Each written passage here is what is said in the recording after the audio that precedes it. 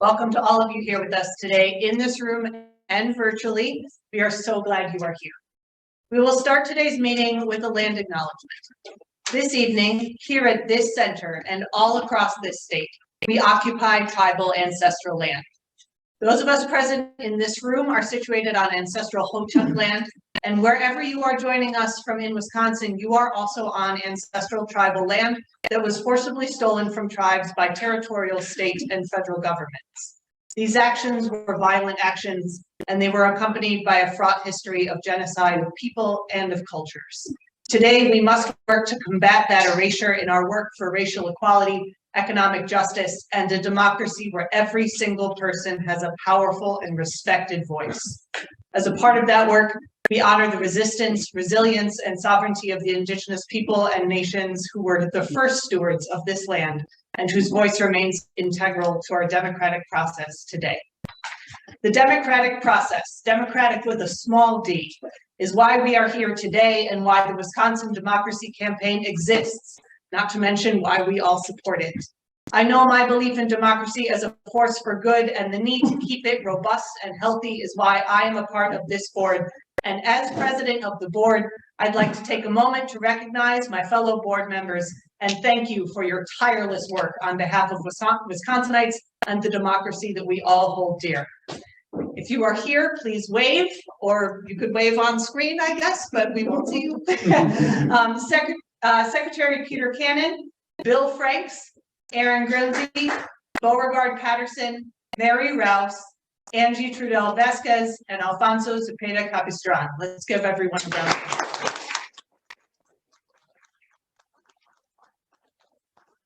We have a great evening ahead of us. Our esteemed executive director will speak for a bit, followed by a panel with some very special guests.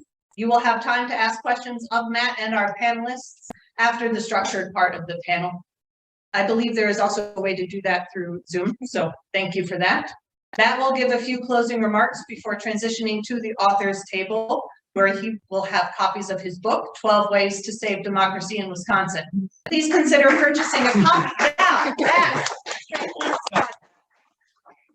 Please consider purchasing a copy tonight, as 75% of the proceeds will go to the Wisconsin Democracy Campaign, and you'll be able to get it signed by Matt. And finally, please remember, we are here today to celebrate democracy, and we cannot celebrate it without protecting its very existence. To that end, I encourage you to further add to your support of the Wisconsin Democracy Campaign during tonight's event.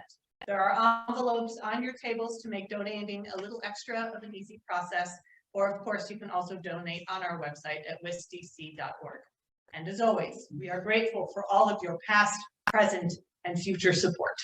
Thank you for being here, for helping us strengthen democracy in Wisconsin, and for supporting the Wisconsin Democracy Campaign.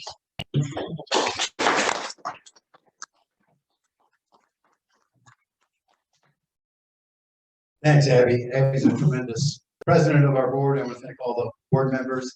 I want to thank everybody who is here. I want to thank you for your support for the Wisconsin Democracy Campaign. I want to thank you for your activists. I know all of you are active politically in defending our democracy and in engaging in other issues to move this country along in a progressive direction. I want to take a second to thank our tremendous staff, which has been loyal and very diligent over the years. There's Michael Bulow out in the hall, who's our research director, David Joseph, who is our data analyst, Beverly Spear here, who is our outreach and advocacy director and who set this up, primarily this event, and does great work for us.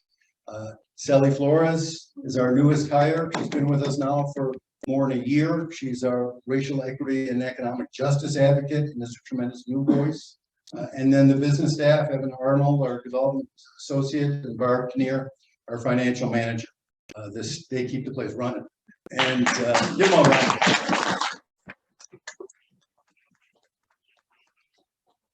I also want to acknowledge the passing of one of our founders and one of our longest serving board members, Sue Lloyd. Most of you know Sue Lloyd. She passed away in February.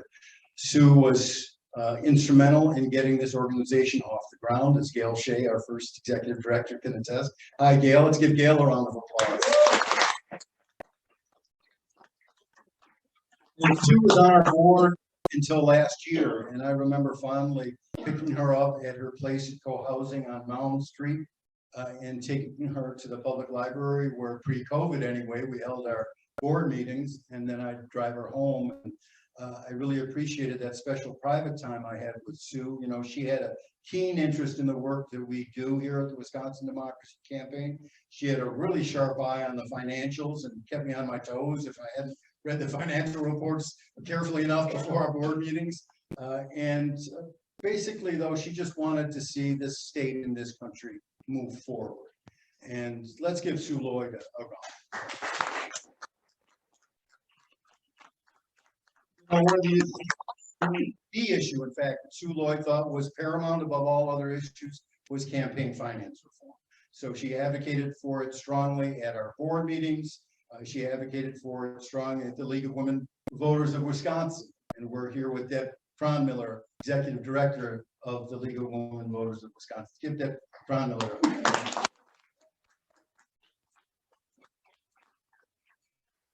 We are obviously carrying on the fight for campaign finance reform. It's central to the work of the Wisconsin Democracy Campaign.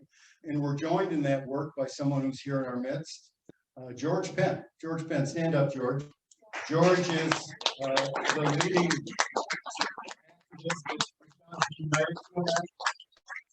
he has helped pass resolutions and referendums in 167 communities across this state. Referendums and resolutions to proclaim finally. Did you know what corporations actually aren't persons and money actually isn't speech? And we need to amend the U.S. Constitution to overturn Citizens United. And not just Citizens United, that's shorthand for a whole raft of horrible U.S. Supreme Court decisions dating back to the late 19th century that said corporations are persons. And of course, speaking of bad U.S. Supreme Court decisions on campaign finance, we just had a real doozy last week. In this case that Ted Cruz brought to the U.S. Supreme Court. You might have read about it. Basically, it says now that any person who's running for office can lend himself or herself unlimited amounts of money. And after they win, they can get reimbursed by their donors. And so obviously, if you're not independently wealthy and don't have $1 million or more or $260,000 or more to give to yourself and then get reimbursed later, you're at a disadvantage. But even worse, it opens wide or even wider the doors of corruption, because this money is going not even to get you elected, it's going straight into your wallet to make you richer, straight into your bank account. And when you get a gift of $260,000 or $1 million or $2 million to cover your debt, usually you're going to send that person more than a thank you. And that's the problem. They're going to be doing favors for those big donors. So we've got a lot of work to do. We got to overturn that decision. We got to overturn Citizens United. We got to overturn McCutcheon. We got to overturn Wisconsin Right to Life.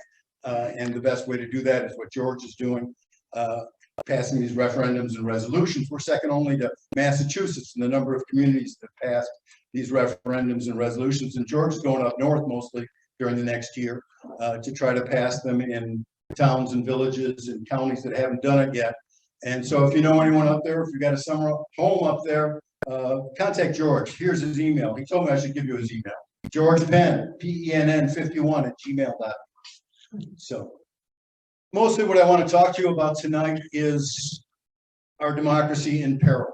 Our democracy in peril here in Wisconsin and our democracy in peril across the country. It is in dire straits right now. It's in dire straits because of the perpetuation of the big lie and because of the fulmination of white nationalism that we saw in its grotesque form in Buffalo last weekend. And I'm going to get into that in a little more detail about what is behind this anti-democracy movement. Mel Barnes, ladies and gentlemen, from Law Forward, doing an incredible job defending our democracy in every which way here in Wisconsin. I'm looking forward to Mel and Carlene and Sally and their panel when I'm done.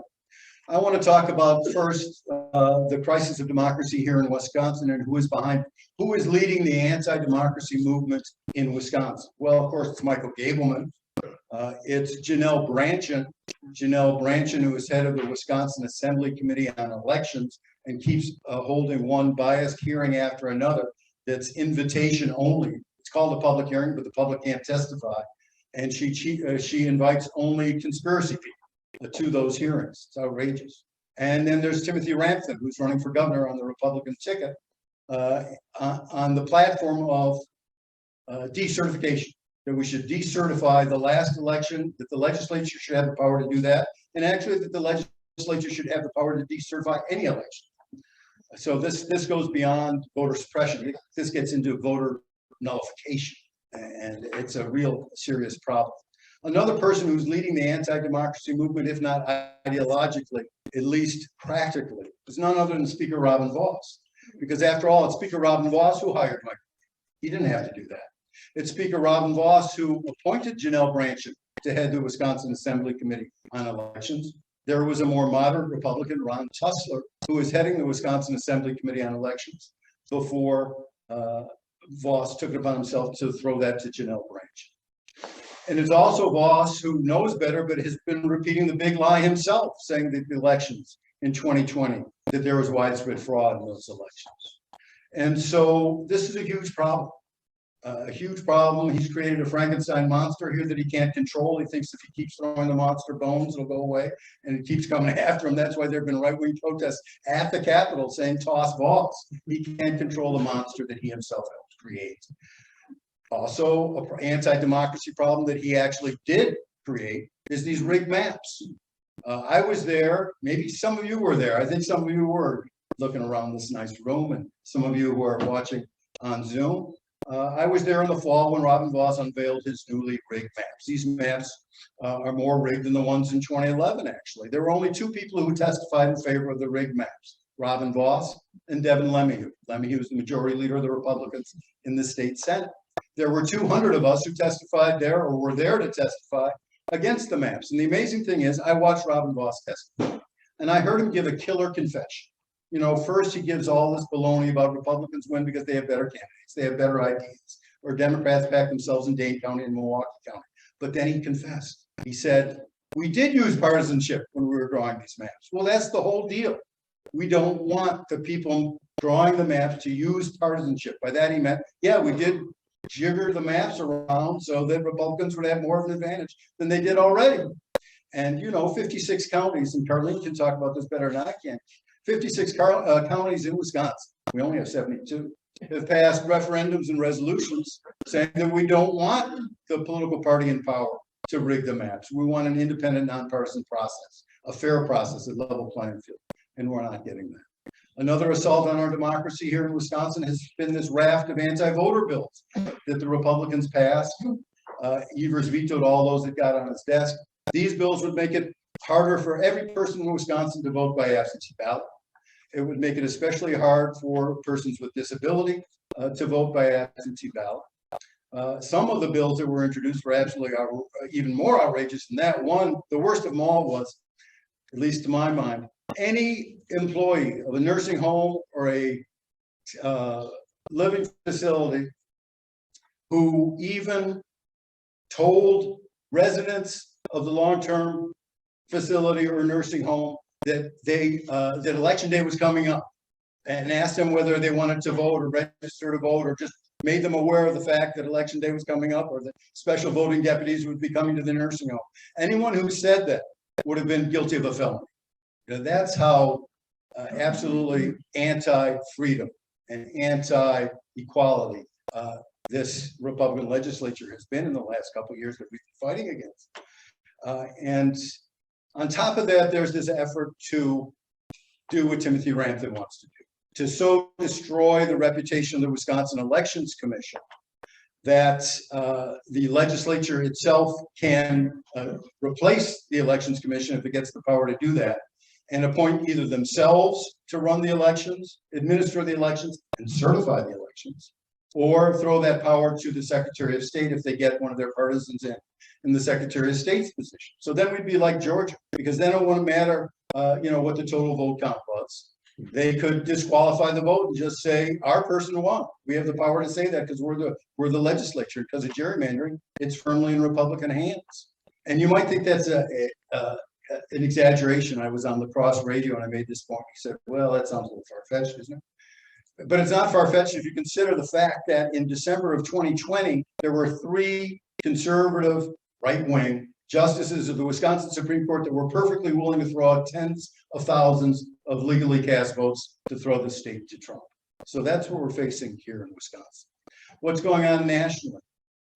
Nationally, we have this anti-democracy movement that's led by Donald Trump. Donald Trump, Steve Bannon, Tucker Carlson, DeSantis, etc. But more than just pointing out the leaders, it's important to point out that this anti-democracy movement is not just an authoritarian movement by a few folks at the top. There is a mass anti-democracy movement in this country. A mass anti-democracy movement that may number up to about 30%, because 30% of the people think Trump actually won the election stolen. 30% of the people in this country believe the so-called replacement theory. And so this is what we're facing in this country. It's not just a couple of folks out there who are demagogues and want their own personal power. That's happening. But it's also this mass-based phenomenon that is really frightening and dangerous to our democracy. So we need to examine this anti-democracy movement and look at what constitutes it. And what constitutes it, first of all, is the Trump cult, of course. There are millions of Americans who think Donald Trump is the greatest thing since the SOS pact. And it's hard to believe, but it's true.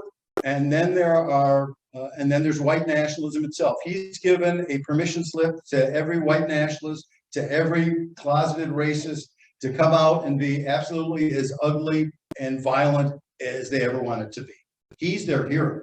If you go to white nationalist websites, you go on their social media, they love Donald Trump. Absolutely love Donald Trump. On top of that, there's irrationalism. You know, it's hard to have a functioning democracy when we have such a high level of irrationalism in this country. Irrationalism about the November 2020 elections, irrationalism about COVID, the crazy irrationalism about QAnon. You know, this is a real test of democracy. It's also a test of John Stuart Mill, whether in the land of free speech, if everyone gets to speak, whether truth is going to ultimately win out, especially on Twitter these days. If Trump gets back on Twitter, it'll be a real test. But so you have the Trump cult, you have irrationalism, you have white nationalism, and you have a Republican Party at the national level that has really suspended its values and thrown in with authoritarianism. How else can you possibly interpret the line by the leader of the Republican National Committee who said January 6th was legitimate political discourse? That was one of the most obscene comments I've ever heard in my life. Legitimate political protest, spearing police with American flags. It's just horrible. And we're going to see more about that in the hearings. And I hope these hearings will awaken the rest of the population to what is really at stake here. The last element, at least of the five elements that I define as constituent parts of the anti-democracy movement, is a right-wing media ecosystem that feeds all the rest, as though on a 24/7 IV drip. Propaganda, a diet of really rancid propaganda. And so for the millions who consume it and consume only it, that's what they believe. It's garbage in and garbage out. And that's what we're facing. So what do we need to do about this anti-democracy movement? How do we beat, and this is our task, how do we defeat the anti-democracy movement? One thing that has to happen is Donald Trump has got to be indicted. Merrick Garland's got to get off his ass and indict him. No president should be allowed to get away with this crime. This is not a small crime. This is the worst crime you could ever commit against democracy, with the possible exception of treason. He was trying to destroy our democracy on January 6th. He told everybody to come to Washington on January 6th. We know all about the Eastman memo. We know all about the evidence that's piling up. He should be indicted. He should have been indicted long ago. He should be indicted on Monday for seditious conspiracy. Should be indicted on Monday for election tampering. I mean, how much more evidence do you need of election tampering than the tape of his conversation with the Georgia Secretary of State that says, just give me 11,780 votes. That's election tampering or conspiracy to tamper with elections right then and there. So we need that kind of accountability. In Wisconsin, Michael Gableman's got to get fired too. We need that kind of accountability here too. We also, I think, need to uplift the voices of sane and Republicans who are rising at some personal cost and professional cost to defend our democracy. I never thought I'd say a decent word about a Cheney. I hate Dick Cheney. I think Dick Cheney and George W. Bush should be hauled before the International Criminal Court. If they're going to haul Putin in there, they should haul Cheney and Bush. Bush confessed it last night. I don't know if you saw the tape where he said there is this unjustifiable and brutal war in Iraq, he said. And he said, oh, I'm 75, excuse me, I meant to say Ukraine. But obviously that was a Freudian slip and he's having nightmares about his own responsibility.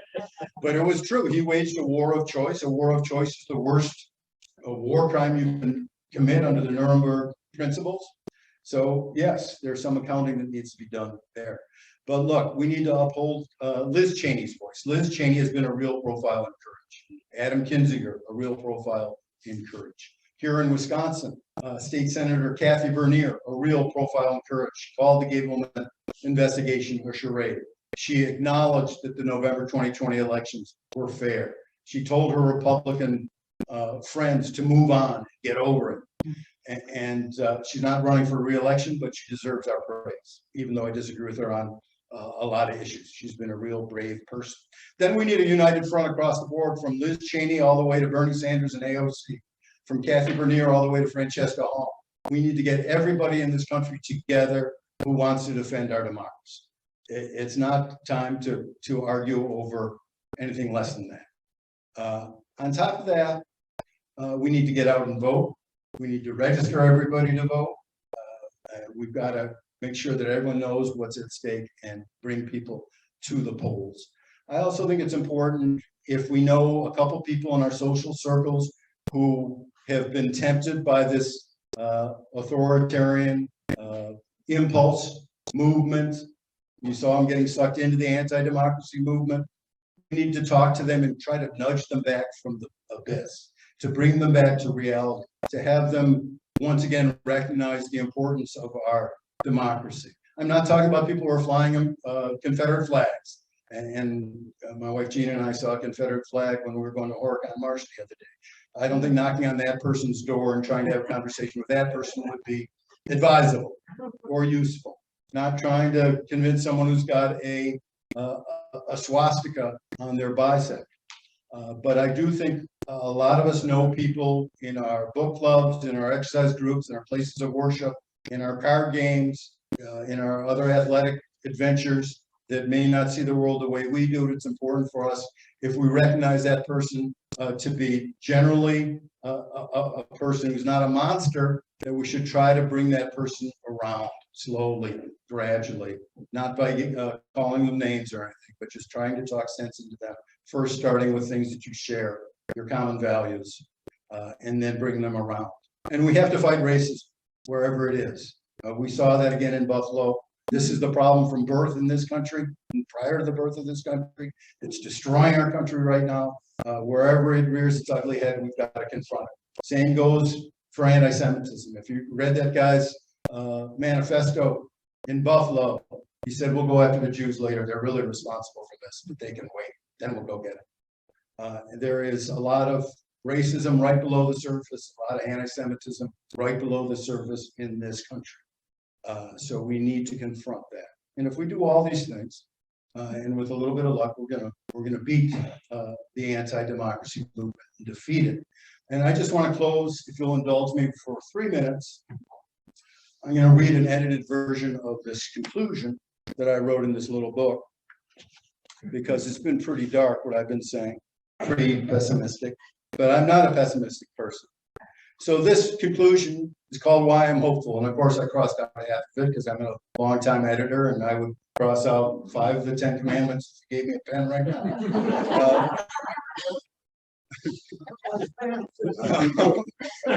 Excuse the sacrilege. Hope I don't get hit by lightning on the way home. All right. Why I'm hopeful. I recognize that democracy has been taking a beating lately here in Wisconsin and nationally, but I don't lose heart and I don't give up. Here are a few reasons why. First, I traveled all over the state of Wisconsin and I see the amazing work that grassroots activists are doing every day.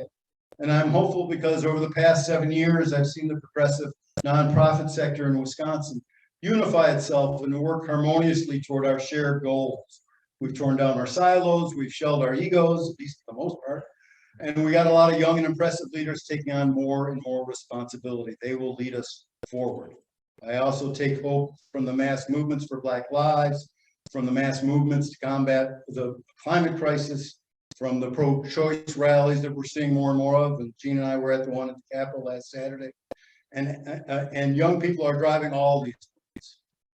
But frankly, part of being hopeful is a state of mind. Here's the great Irish poet Seamus Heaney. Once in a lifetime, the longed-for tidal wave of justice rises up, and hope and history rhyme. So hope for a great sea change on the far side of revenge, and believe that the further shore is reachable from here. And I really believe that. I also like this quote from Ta-Nehisi Coates. History isn't solely in our hands, and still you're called to struggle, not because it assures you of victory, but because it assures you of an honorable and sane life. And that's why we all are doing the work we're doing, right? We're not getting super rich at it. We're not getting super famous at it. But we want to look in the mirror in the morning and say, you know, I'm leading a sane and honorable life. And I'm trying to change the state in this country for the better.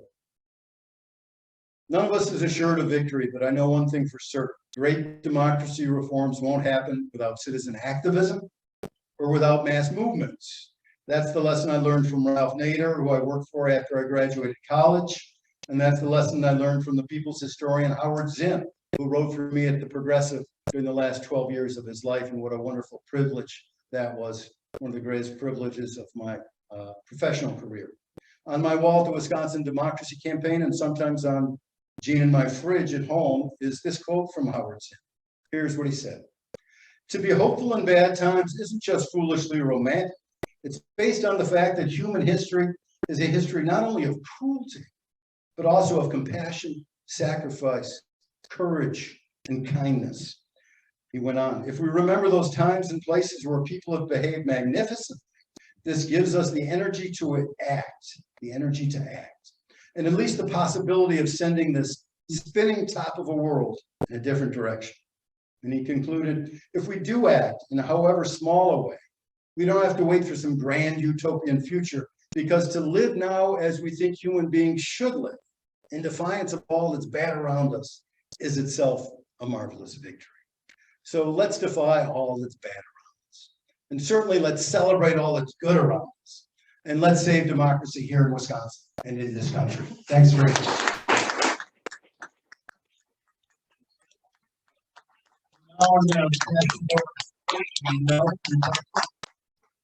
Thank you, Matt. Thank you, Matt. Better thank you, Matt. There it is. There it is. Yeah, thank you for that wonderful introduction. I don't know if any of us can beat that, but we'll try. I'll be your moderator today, and I just want to remind everybody that's virtually watching us right now. Soon you will be watching us all. There we are. Ooh. Okay, let's make sure we get everybody in frame. Some norms, if you're on the chat virtually, please ask your questions using the Q&A option. And everybody that's here in person with us today, there is a postcard in front of you. And if you have a pen and if you need one, you can raise your hand. We can always get you a pen. To ask a question, you just write it on the piece of paper that's on your right in front of you, and then just put it to the side. We will be answering questions towards the end. I think Abby mentioned that as well. And I just want to, let's just dive right in, right? We have all of our panelists here, our amazing, amazing people. And Iuscely Flores, my pronouns are she, her. I am, I think, the newest member of the Wisconsin Democracy Campaign. Really, really excited to know that there is a lot of trust in young people, and that young people, the baton will not fall, because young people we want to light this world. If somebody's going to light the world on fire, it's going to be us before global warming does it. I'm hopeful of that. But I would like to introduce Mel and Carlene, and I'm going to allow them to introduce themselves, because the work that they do is beyond my level of understanding. I'll be honest, when I met Carlene, we met 3 years ago now, and we were co-workers at the time, and Carlene pulls out a map of Milwaukee, and she was like, "Who do you know in CD7?" I was like, "What is CD? Like, what are these acronyms?" Like, I was 23 years old, and I was like fresh into just census work, so I had no idea. Okay, congressional district, got it. who do I know in my CD? Okay, I have people in my CD that are activists and organizers, but I had no idea why, right? And then Carlene just schools me and she's like, this is what I'm doing. And I think she should tell us what she's doing because in 3 years' time, she has done amazing work all over the state of Wisconsin. There were times even before we went into, Carlene was ahead of her time because when we were all meeting in person during staff meeting, Carlene was phoning in, right? Who did that before COVID? Not me. So Carlene was just phoning in and she was calling us from all of these areas in Wisconsin, just gathering people together for a fight for fair maps, right? And it's an ongoing battle that I think she can definitely introduce us to and tell us more of that battle over the last 3 years. So pass it over to Carlene, then we'll introduce Matt. Thanks, Sally. I appreciate that. And Matt, I really appreciate the things you had to say. I am Carlene Bechen. I am the organizing director with the Fair Maps Coalition. And as Sally said, I came into this work through Wisconsin Voices, where we both were employed before. And I'm actually a retired educator. I had planned to not be working. But in 2018, a friend and a fellow member of the Oregon Area Progressives said to me after the 2018 election, it's the maps. It's the maps. We got to do something about the maps. And so our little group, the Oregon Area Progressives, decided that we would have a summit in the middle of the state. And we did in Marshfield. Some of you were there. I recognize many of you. And that is sort of the way I got into this work and into learning more than I ever thought I would want or need to know about redistricting and how that works. And I've been at it since. So that's who I know. And then we have Mel Barnes from Law Forward. They recently, I think Mel can talk more about their most recent victory as well, but they have been, I think, a pillar in defending democracy and what's left of it currently. And I think we have hope that there will be more, we'll have access to some more, some justice based on what just recently happened at Law Forward. So I'll pass it over to Mel. Thanks, Ellie. I really like that framing. Hi, everybody. I'm Mel Barnes. I'm staff counsel at Law Forward. We're a relatively new organization, just almost 2 years old, and we are a nonprofit law firm that's focused on using legal tools to advance and protect democracy here in Wisconsin. And one of the things that I really love about working here and the work that we do is we're not trying to just be in the courts and think that that is where we're going to get solutions to all our problems. What we do at Law Forward is really working with and amplifying the awesome and incredible work of people like Sally and Carlene and Matt and all of you. We realize that there are places where legal tools can make a difference in this fight. It can help protect and advance democracy, but we also know that we're one part of this movement. And I come to Law Forward by way of Planned Parenthood, where I worked for many, many years. So I recognize several of you from there, and just the ongoing work that we've been doing in this state of pushing back against the gerrymander and struggling to make justice happen and get what we deserve here in our state. Thank you. Matt, do you mind grabbing that mic so then we'll share us two and then. Yeah, I mean, thank you both for introducing yourselves to the work, and I'm glad that you see familiar faces in the audience. I think it's important to remind ourselves that our struggle isn't, we won't reach liberation without our comrades in the struggle who are, watching us virtually and here with us today. Carlene, you mentioned that one of your first instances when you were, pushed into the work and pushed into just the, fair maps was just by meeting with one group. But when you asked me, who do I know? And I think it was the 7th Congressional District, or I was like, let me get to thinking, let me put my thinking cap on. But how did you, after that question, how did you manage to ask other folks, who do you know in your congressional district, and how did you manage to organize all of those CDs? Well, I mentioned that we started out with a summit in 2019, and the way that happened is that we were really as grassroots activists thinking, well, we hear a lot of people say, call your legislator. And that wasn't working for us. We had called our legislators, we had done those things, and that just really wasn't getting us any closer to what we wanted. So we decided when we did this summit that we needed to first educate folks, and then second, get them together to have some actions they could take. So we had workshops about bird dogging your legislator and using the media, how to recruit and organize volunteers. But the part for me that was really instrumental was that like I said, we were in Marshfield, 2.5 hours from the furthest point in the state. And at the Marshfield Hotel, we put people in groups of folks from their part of the state. And our goal was that before they left that day, they would have met at lunch and talked about, introduced themselves to one another. They had afternoon action workshops, and then they got together at the end of the day and decided on 2 actions they would take. So this was a November summit, and when they were going to meet again before the end of the year.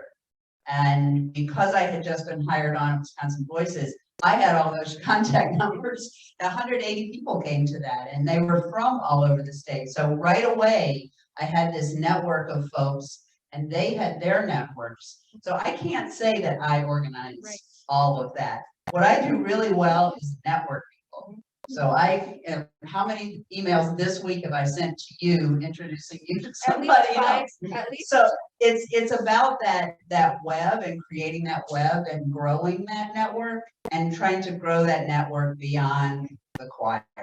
And I could tell you the story about being a preacher's kid, who people are in the choir and who people are who usher and who people are who sit in the back row and sneak out before the preacher talks to them. So, that you got to get more people who are willing to at least usher and then maybe sit closer to the front and then sing in the choir. Yeah, thank you. Yeah, I think that's one. It really embodies what it is to push a grassroots movement forward.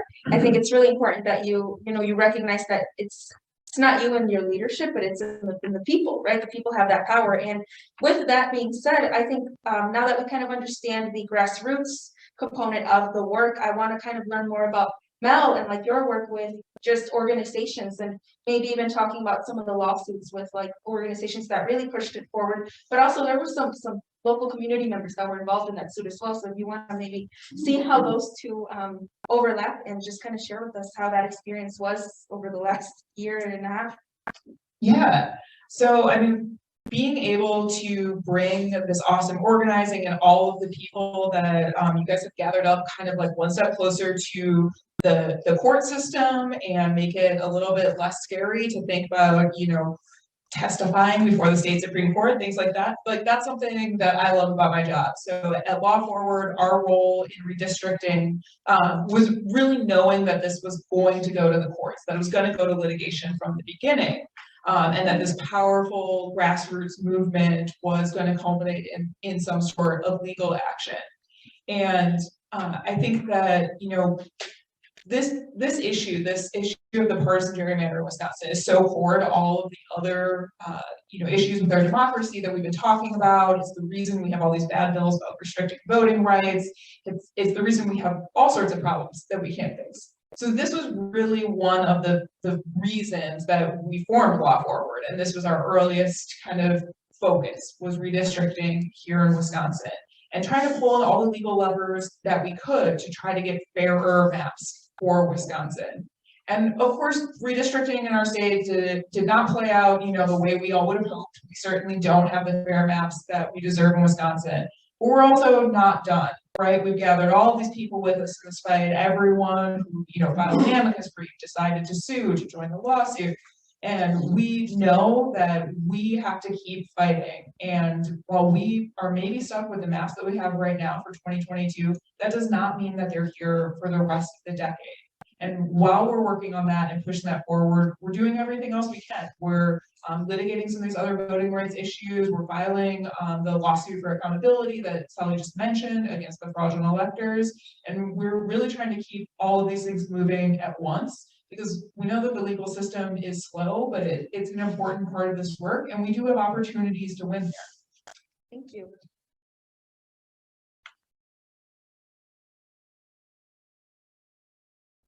we have opportunities to win, right? That's, yes, very necessary. And on that same, on that same level of like winning, I think I want to go back to Carlene, and it's like, how do we keep those necessary wins alive, and how do we keep these conversations going? And one, how do we keep the congressional district groups going beyond and prepared for whatever legal battle that law forward or whatever call to action might need to happen? So what does that look like over, like, I guess, the next 8 years?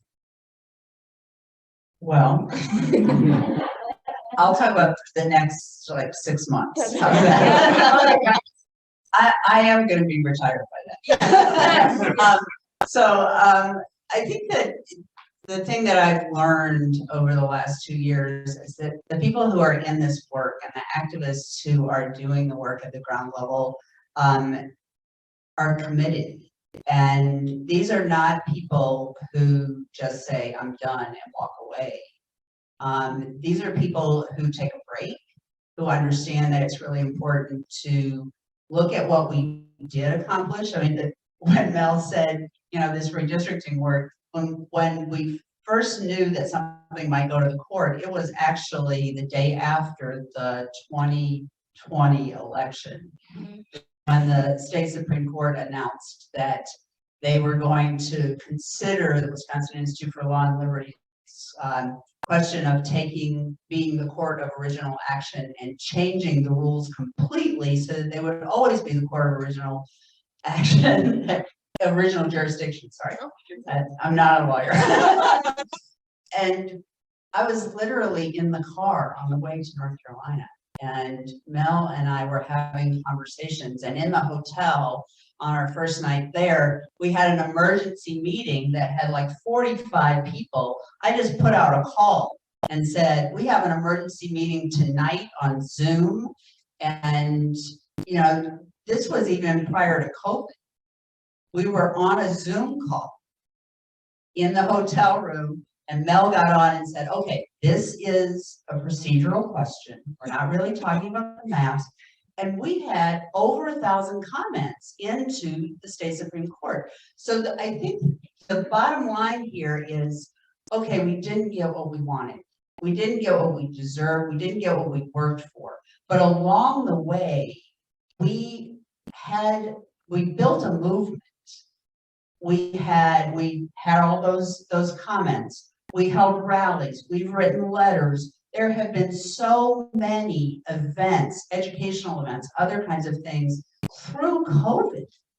I mean, we did this when we weren't even touching each other, right? We were looking at each other on a screen. It felt so impersonal, yet we are so connected and so committed. So we've expanded the mission statement and the work of the Fair Maps Coalition to now include voting rights and independent and fair courts, because we recognize that these all go together, as Mel said. And we are stepping back from pushing on maps in particular, since we know we can't change them, but not in we haven't stepped back from educating about the maps. So for the next 5 months, as far as the C3 work of this goes, is all about educating people about what their maps are now and how that impacts them, what we are not getting that we want across the political spectrum, and what we can do about that. So we're counting on some things happening a little differently next year in an election that happens next year. And being able to look at this again. But in the meantime, education, engagement, voting, super important, and people are definitely committed. Yeah, I see it, and I think we can all see it right now with all of the wonderful faces we have in front of us. So I think that is a good transition into closing out maybe the Fair Maps conversation for now. But if folks do have questions and want any more follow-up, please ask your questions again on a sheet of paper in Q&A if you're in the chat, and we will collect them towards the end. But I do want to maybe talk more about our favorite guy, the clown, right, Gableman, and kind of like your, I guess like a question for Mel, right? Like what's been like a surprise to you about just the whole Gableman like fishing expedition, and how do we kick that circus out, right? Like, I think circuses right now, I think there's a lot of protests. PETA has been protesting circuses, so how do we protest them out of Wisconsin as well? What a great question. And everything really does tie back to all of the organizing work, but I think that one of the reasons that we've honestly had a better time in Wisconsin, a more successful time in pushing back against these fake election investigations, like the one that former Supreme Court Justice Michael Gableman has been heading up here in Wisconsin, in close cooperation with Representative Voss, who's been funding it. One of the reasons that we've been successful is because we saw this coming and everyone got together right on a million Zooms. And we have all been planning for it and strategizing about how we push back and how we push back in our different lanes, whether it's legal, whether it's public education, whether it's comms, whether it's holding rallies. And I think, while the Michael Gableman investigation was a horrible, waste of taxpayer dollars in our state, it was an embarrassment to our democracy in so many ways. It is a fight that we shouldn't have had to fight, but I think that we're winning. And that's because everyone has been working together on this and has been doing that work of talking to neighbors and talking about, the local officials who have run our elections and the amazing job that they did, all those local clerks, all the poll workers in the face of COVID, everything else that was happening with this election. And what we see is, of course, legislators not responding to people because of our maps, and continuing to fund this fake investigation, despite the fact that it's not what the people want. But we're also having success pushing back in the courts. This is a place where some of the tried and true legal tools have worked. A shout out to friends at American Oversight, and all other lawyers who have been putting these open records requests and really making Gableman and Voss show the public what they're doing and what they're not doing with that taxpayer money. This is something we've had, kind of legal victory after legal victory in the past 2 weeks, with judges saying, okay, you can't just take this money and then not tell people what you're doing. Like, the public is entitled to know. And like I said, it's really annoying. We shouldn't have to be having this fight. We shouldn't have to deal with, the circus in our state and dealing with this investigation of an election that is over and that people know was the most secure and participated in our history. But it's a place where I see hope, because we are winning some of these victories and building this momentum by working together. Yes. Thank you. I want to see if Matt has anything to maybe share with us, just following that question or that comment. Well, I've been busy taking notes, but I do think, I like the way you put it now. I do think we've been winning. We've been winning on the Gableman thing. We won because, just as you said, we all got together, strategized. We came up with some cartoons. Mike Conopacki for $300 a throw came up with 2 cartoons for us that we shared widely on social media and helped, pop the balloon that is Michael Gableman. And he made a buffoon of himself too, which is also helpful.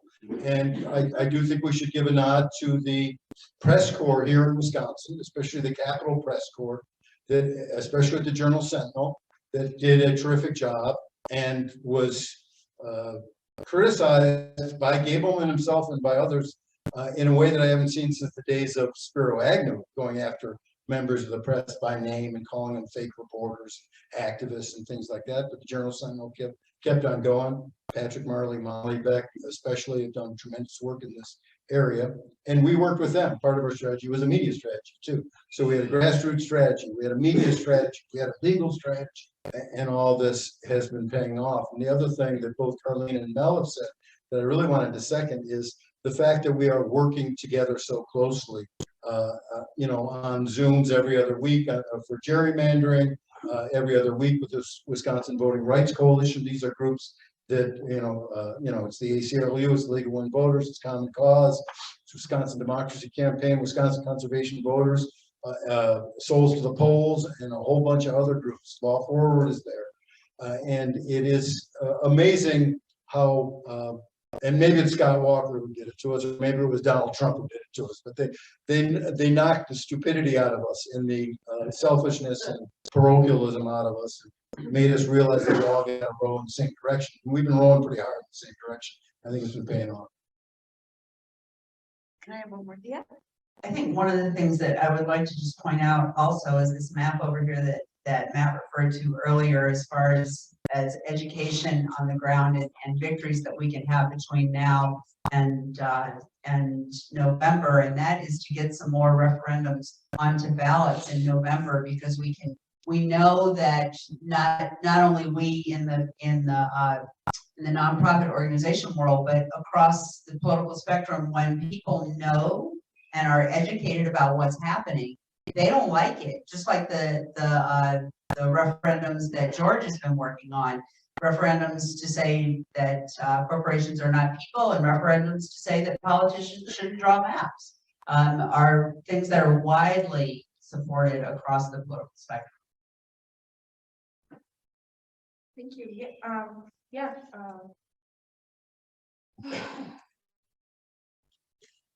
I have your question. Yeah, I see. I'm like, you're answering all my questions ahead of time. So I'm like, what do I ask now? I figured out. I appreciate everybody for giving me some grace. I think one of the relationship building, right, is the importance of keeping that unity and that togetherness is super important. But in addition to that, we also heard Matt kind of talk about what keeps him hopeful and what keeps him going, and we know that community keeps us going, and it definitely keeps me going. But what keeps you going, and what you're retiring soon, right? So what are you hoping for upon retirement? You know, what do you want to do? And yeah. So I said to Rick this week, my husband, he's gonna go there. You know, the bottom line is I love my life. I really love my life. I have a great family, I have grandchildren. I get to watch the birds from when I wake up in the morning, sitting in my bed, I can see the birds come to the feeders. And I love what I get to do. It's the things that are happening to our democracy that I really don't like, but the people around me and the people with whom I have made connections give me hope, and the people that they tell me about give me hope, because it's like everyone here has said, we are winning, and we're winning through relationships and convincing people and hearts and minds. And I think for me that is hopeful. I can't be anything but hopeful. I was born to very hopeful parents who worked really hard in the rural South on civil rights movement things in the 50s and 60s. My dad was a preacher, I mentioned that. We moved a lot because his congregations often didn't like what he had to say, but it didn't mean he didn't say them. And it didn't mean he didn't do it. And that's what hope is built on. Thank you, Mel.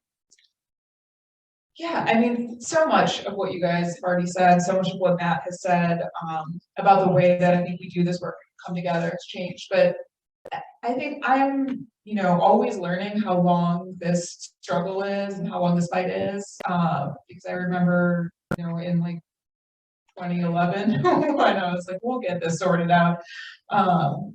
But looking at the progress that we've made, even just in the last couple of years.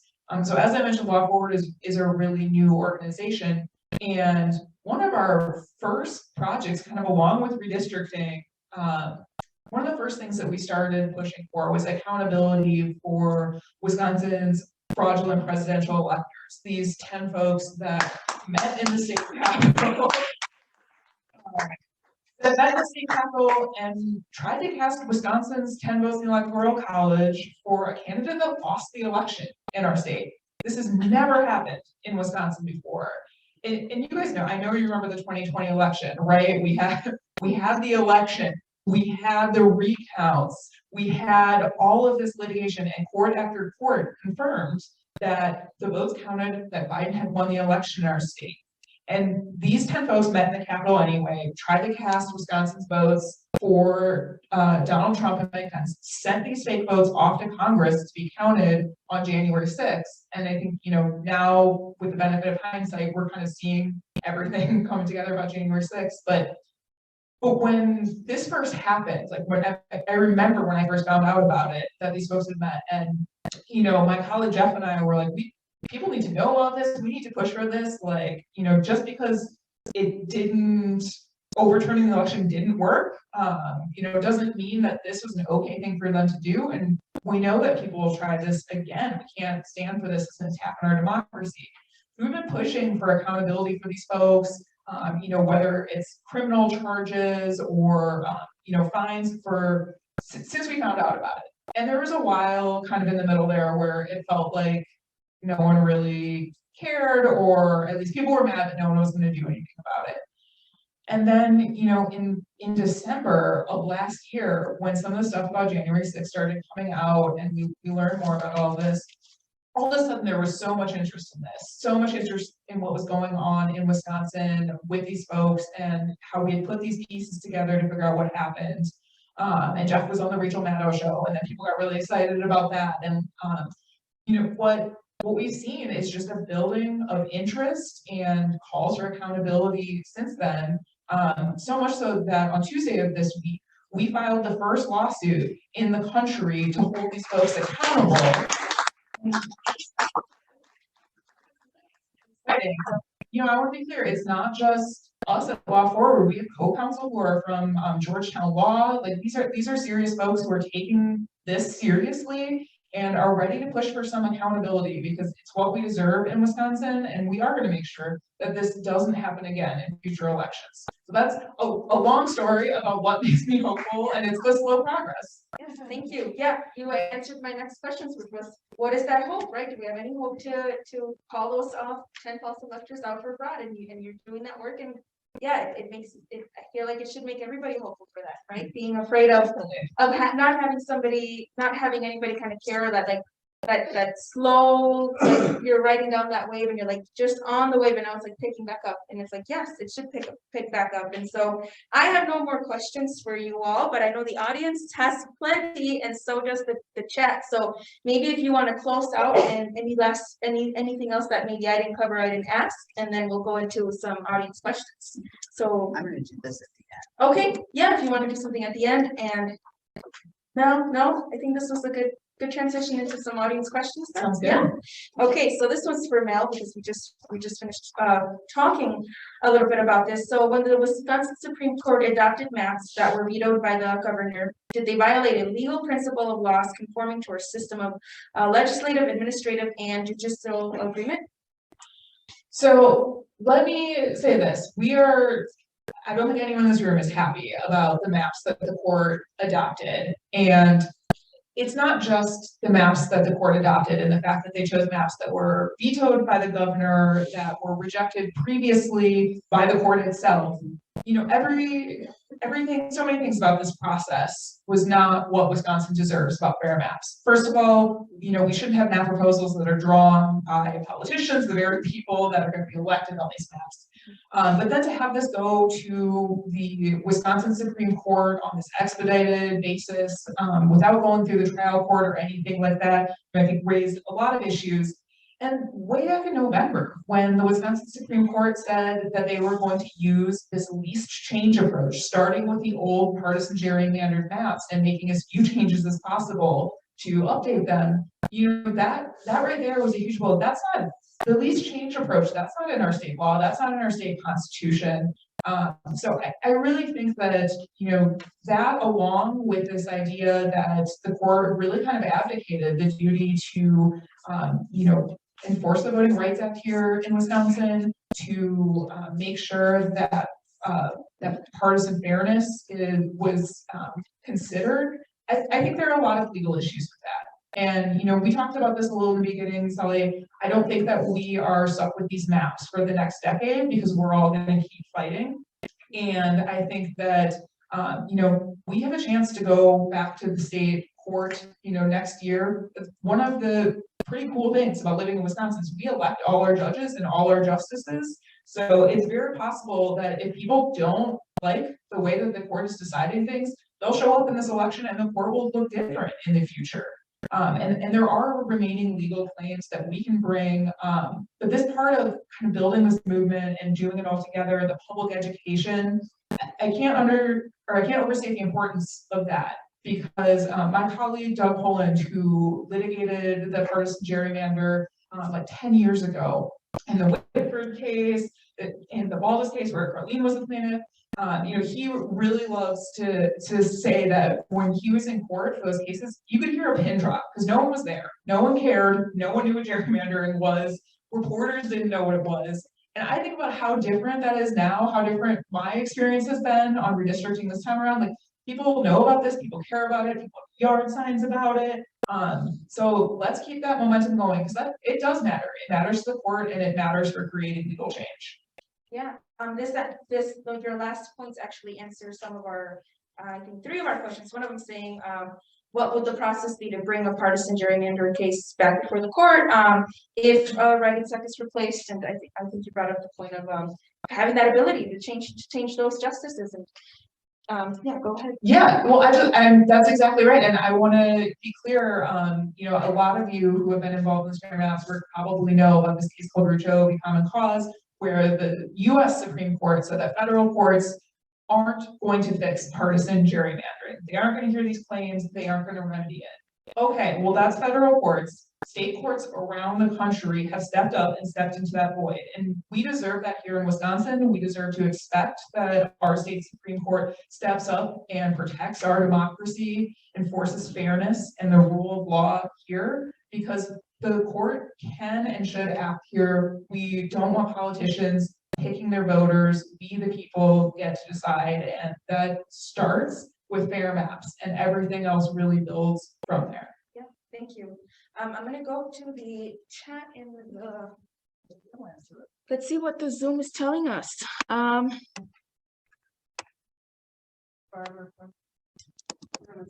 From Brewer, okay, let's see.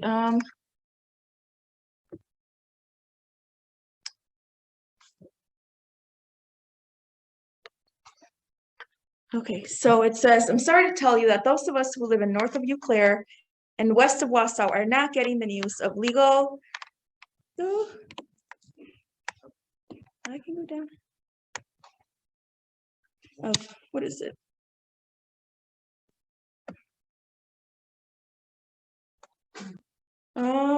Of legal developments in our court.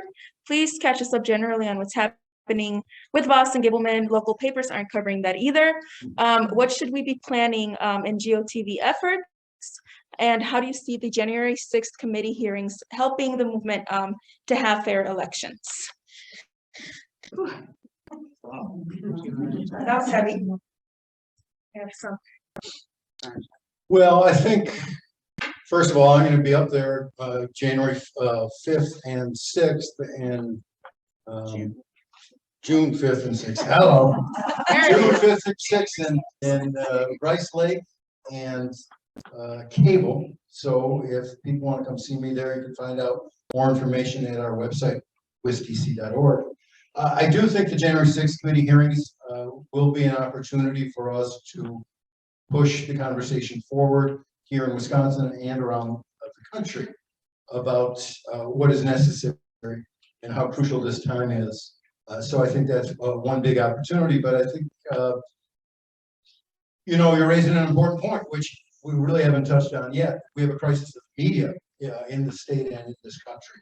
Our media has been under assault. It's been it's been fallen victim to conglomerates. You have USA Today buying up all those newspapers, and then a hedge fund buying up USA Today, and then that's capitalism for you.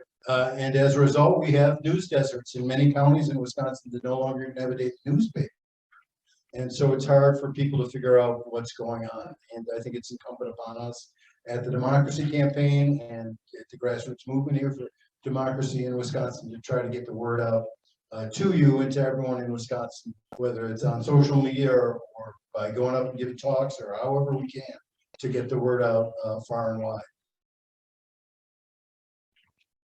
I'll just tack onto that a little bit. This, isn't about reporting or news. I'm definitely not a reporter or nearly as good an editor as Matt is. But staying on top of the legal stories and what's developing here, I think that's something that I know personally I really struggled with and wanted more. So one of the things that we try to do in our Law Forward newsletters is really just kind of recap what's happened in the past, week or month, because there are so many legal developments. So if you're trying to follow court cases, if you're trying to follow the fight for voting rights, please do sign up for our emails. You can go to lawforward.org. There's a little subscribe box at the bottom, and it's from us, so it's us telling the story. It's not your local reporter, but you can at least hopefully catch some of the case names and what's going on with BOSS and the voting rights lawsuits. I'll just add on to that if you don't already get the weekly update from the Fair Maps Coalition, you should go to fairmapswi.com and sign up to get the weekly updates. And I have all my Google alerts set, so I've, as much as possible, put into their articles that are happening at the state level, any kind of local letters to the editor are in there, and then also national papers that are covering things that happen in Wisconsin or things that have the potential to impact Wisconsin. So, and I've expanded that to include courts and voting rights kinds of things since our mission has expanded. So I try to get things in there that are relevant, although I have to admit I don't put McIver stuff in there, sorry. You won't see it. I definitely subscribe, and that's what I check first, right? I know a newsletter is coming, and that kind of like gears me up for like the rest of the week. Another question, and this is more on like wasteful spending by BOSS and Gableman. So does the committee think that the current campaigns have been raising that wasteful spending issue by BOSS and Gableman? Sorry, Matt, we keep making the No, I should just keep up. They are wasting $676,000 in climate. When all is said and done, I'm sure it's going to be around $1 million. And one thing that Mel has pointed out to me before is that the same people that Gableman is working for and with Thomas More Society, for instance, Eric Cardell, people like that. These are people who have been leading the anti-abortion movement in this country. They are the same people who've been involved in anti-voter efforts across the country. It really is one fight. These folks are the enemy here. These folks are leading the anti-democracy movement in a legal way. And of course, we have Wisconsin Institute of Law and Liberty, funded to the gills by right-wing groups like the Bradley Foundation. But even the Wisconsin Institute for Law and Liberty, after it studied the election, said there was no widespread fraud here in Wisconsin. And so, yeah, it's a terrible waste of our taxpayer money, but we need to understand who these folks are, where they're coming from, the links between the issues. And Mel also made an incredible point at some coalition meeting we were at, that there's I'll let you make it about the timing.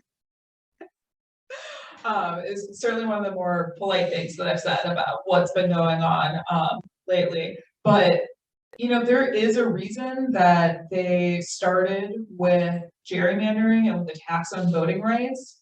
And it's because a lot of these ideas, this wasteful spending, restricting bodily autonomy, these things are deeply unpopular. Americans do not want these policies to pass. And the only way that legislators and the people who support these can pass these policies is by starting to rig the system, to make it so that our votes don't count as much, they don't count fairly across the state, or that people can't get to the polls.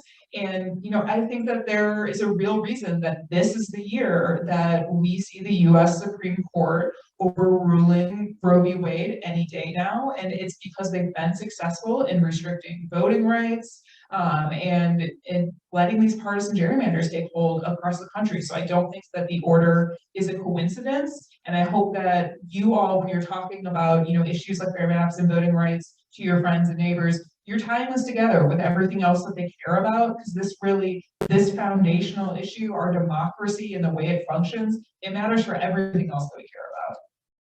I just wanted to make one point about another issue, which is disability rights. And I know you all and the League of Women Voters and other groups have been involved. in a case, there is an outrageous violation of the right to vote by persons with physical disabilities on April 5th here in Wisconsin, because a right-wing judge in Waukesha said that the only way you can return as absentee, you can vote by absentee ballot is if you yourself physically put that absentee ballot in the mail. And, you know, if I took my wife's absentee ballot with my absentee ballot and put it in the mailbox at the end of her driveway, her vote would have been invalidated. And then for people who have severe physical disabilities, or for people who are in jail and have the right to vote, it was impossible for them to physically hand the ballot into the mailbox or into the mail stream. And so, and the Wisconsin Supreme Court in February during the primaries allowed other people to deposit the absentee ballot into the mail, but didn't allow it on April 5th. So there were persons with disabilities in Wisconsin. I'm sure there were persons in jail who couldn't vote because they weren't able to physically put their absentee ballot in the mail. And that is outrageous. That is a grotesque violation of the ADA, the Help America Vote Act, the Voting Rights Act. And we should recognize that there were people here in Wisconsin, citizens of Wisconsin, who were deprived of the right to vote on April 5th. This is one of the cases that Law Forward is working on, and we just had arguments before the Wisconsin Supreme Court very recently and expect a ruling in this summer. This is also the case that involves drop boxes, and I think it's a great example of how we see people not just trying to pass new laws and new restrictions in our state on voting rights, but trying to reinterpret the laws that are in our books to make it harder for folks to vote. So we really have to keep our eyes on all of this, not just new legislation. Thank you. Yeah, and in Milwaukee, so I'm from Milwaukee. This goes beyond the scope of, I guess, the differently abled community, but also the minority community. There were a lot of groups, a lot of Black-led organizations that were willing to pick up ballots for folks last year, and now they couldn't do it, right? And like the same people, I remember sharing a bunch of this information online, and then the same people that, hey, I remembered you shared that this organization was picking up a ballot, can they pick mine up? And just having to kind of tell them no, and then like the excuse is just being beyond me, right? Like it was unimaginable that I had to tell them, well, no, you kind of have to go do it yourself. I'm like, oh, well, I don't have a car, I rely on public transportation. And it goes beyond, I think, just access to the polls, right? It's just taking us back to, I think we name like the new Jim Crow, right? It just keeps taking us back to that reality, unfortunately. And I'll continue with the questions. And I do want to remind folks before I forget that any link that we mentioned or any website that we mentioned will be sent via email in our follow-up email following the presentation. So you'll get all of the links and you'll get access to a lot of both Mel and Carlene's NWDC's work and mentions. So I have this question. So this says, given that gerrymandering is and sorry, I don't know if there are doctors in this room, but if there are, I'm getting some of that. I'm struggling to read. I apologize. So given that gerrymandering is an affront to the concept of one person, one vote, how is it that at both the state and federal court, how do they just get away with ignoring that concept? Yeah, I mean, this is a hard one to answer in several ways, because I really do think that our U.S. Supreme Court, as well as our state Supreme Court, have a role and a duty to prevent this violation of one person, one vote in this form of extreme partisan gerrymandering. And like I mentioned before, in Wisconsin, we elect our judges, so I think we have a path of changing that here. But we know that the U.S. Supreme Court also, we have a seat there that was supposed to belong to Merrick Garland and doesn't. So these other attacks on the basic principles of democracy or democratic norms, unfortunately compound on each other. And I think it's why it's so important that we do this work now to reverse these effects, and not just reverse the effects, like not just undo Wisconsin's partisan gerrymandering, but enact new protections in legislation at the federal level, the state level. Like Wisconsin is such a great example of why we need the John Lewis Voting Rights Act, because we need new federal standards that set a floor for things like ballot access, for how long people have to wait to vote at a polling place, for things like absentee voting and vote by mail. We really need these protections. And, when you look at what's going on at the federal level, things like the filibuster that are blocking this legislation, they're having an outsized impact on us here in Wisconsin because of the benefit that we would otherwise get from that voting rights legislation. So I know that national politics can sometimes make our eyes glaze over, even those of us who are working really deeply in the communities. But it really matters. My colleague Jeff and I wrote a chapter with Norm Eisen in his new book called Overcoming Trumpery about filibuster reform. And it was kind of an unusual topic for an organization that's so focused on the state and here in Wisconsin. But one of the reasons that it mattered so much to us is because of those national protections that we really need and we're being denied here. Why a minority?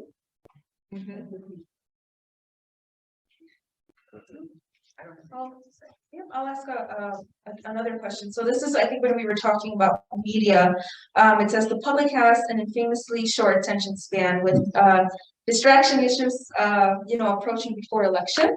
So how can our, library of concerns live beyond the news cycle? Well, Americans have a memory about a half football game, but that long. But I think a lot of this work's got to be done person to person. I mean, we can do our social media stuff, we can do our activism, but I do think we need to do a lot of person to person, old fashioned organizing, communicating, and raising consciousness and getting people engaged. And we need to protest also. And we just can't go cycle to cycle with the media and let them distract us, because the media goes to whatever's most sensational. We've got to keep pressing with individuals that we know and just try to change the culture one person at a time. I really do think that's crucial. I'll add that letters to the editor and weekly publications that come out just in your local community are really effective.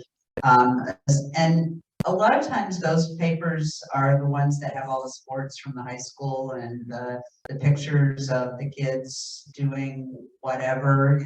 I think our most recent one in Oregon has the prom on it. Well, everybody gets those papers and they look at them online and they read the letters to the editor because they know the people who write them, especially in small communities. So I can't say enough about all the letters that have been written in the last year on all of these topics, and people read them and they respond. So I would, encourage you to do that and be part of the news cycle.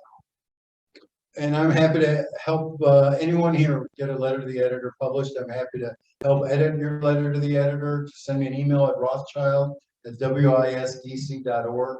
I just recently put on a clinic on writing letters to the editor and op-eds. And so send it my way. I'll give it a quick sandpapering and we'll get it out the door. He uses a little more than sandpaper on mine. Well, there's rough sandpaper and there's... Yeah. We also have at least one sample letter to the editor in the update every week about a relevant topic that you can take as a template and embellish. So that's another place. And Matt sees lots of those before they go in. Yeah. I think there's a semi-hopeful question here. So if we, maybe we didn't need to write letters to the editor because we had fair maps, right? So what about if we did have fair maps? Where would we be? Would we lose in any areas? And what would those challenges look like? Just because there's so many problems leading everywhere, but in this particular question, it's in rural Wisconsin. Our problems, unfortunately, go deeper than fair maps right now. So what would that look like? So I can just talk a little bit about what I've learned about some of the rural parts of our state. We live, I'm looking around the room and I see a lot of you who are from the 2nd Congressional District, very blue part of the state. And one of the things I've found in the work that I've been doing around the state is we make a lot of assumptions here about what happens in other parts of the state. and that people aren't working their tails off to try to push democracy forward. My learning over the last 2 years is that those people are working a lot of times a lot harder than we are, because the things that they have to surmount are bigger, and the hurdles, as the question said, in some parts of the state about the media and other things are just much more pronounced than they are here. Not that they aren't here. We definitely have lots of problems in this area with racism in particular, and biases toward women and youth, younger people.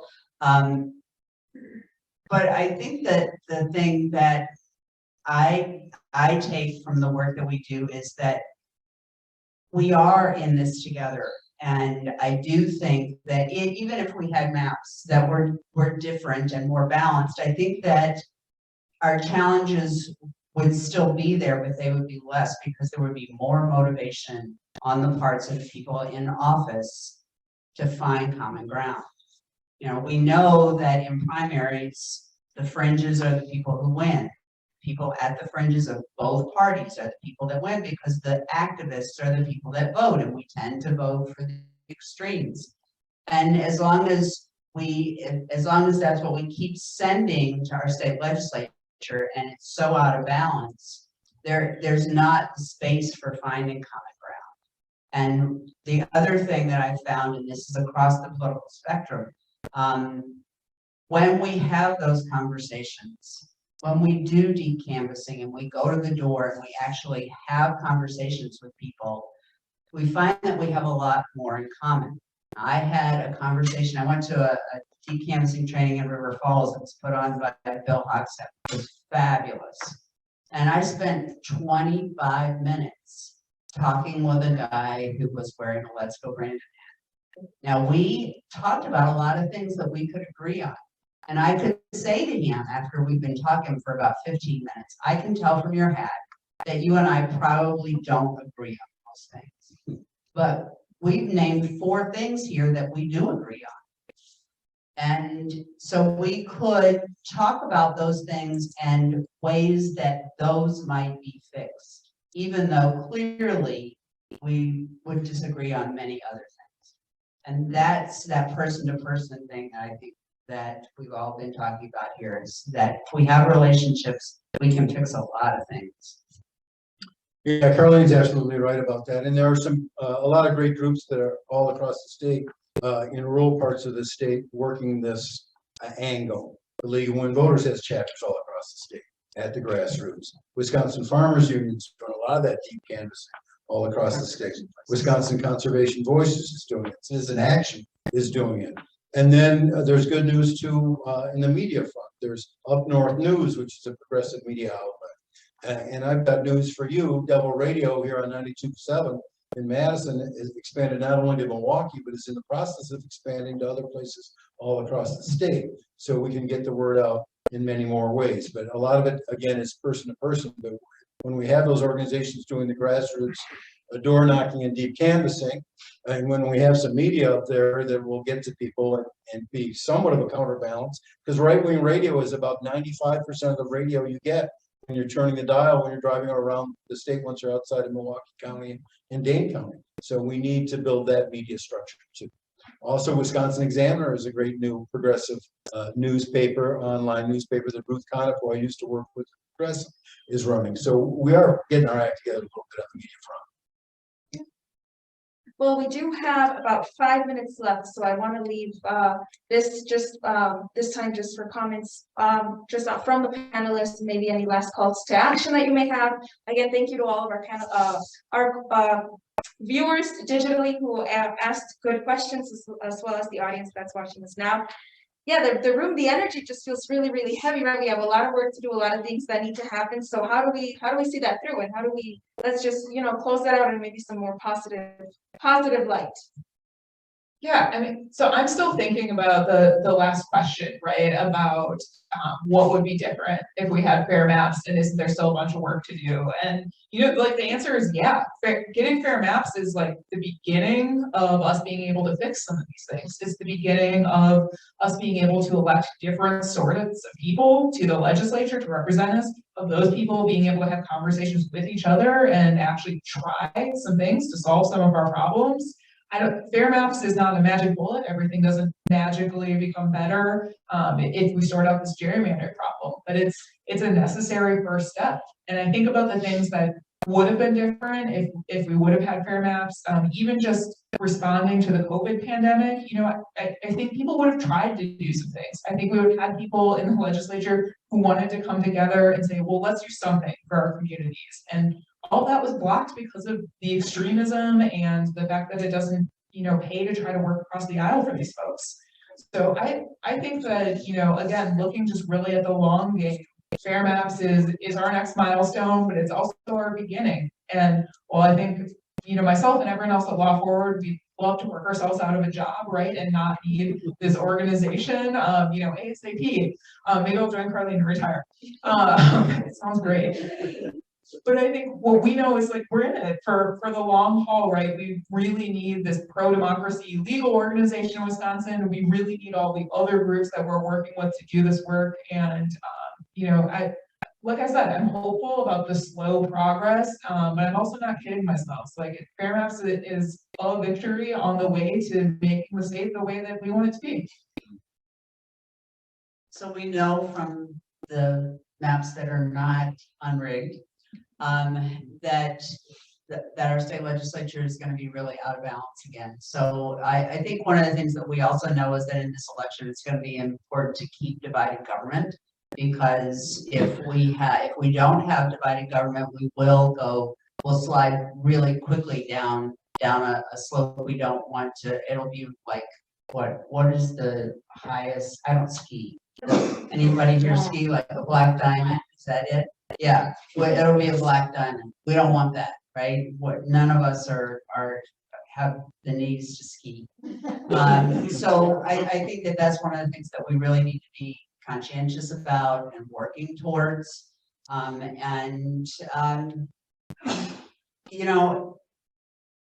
Working for and one another and in concert with one another is the best form of democracy.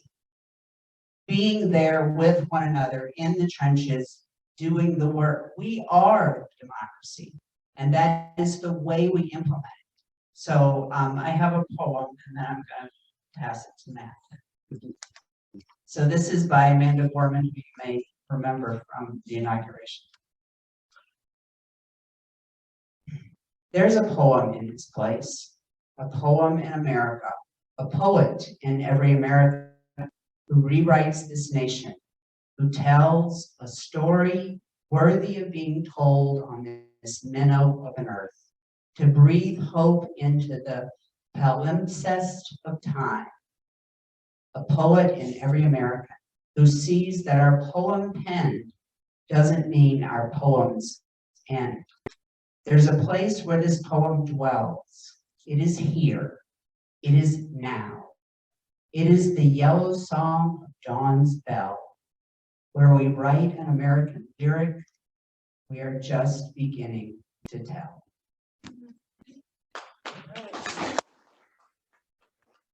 I love Amanda Gorman. The book that came out a few months ago is a great book. I recommend it highly. I want to thank Sally and Mel Barnes and Carlene for that great panel discussion. And here's the secret. Carlene's not retiring yet. Actually, on June 1st, she's joining the Democracy Campaign.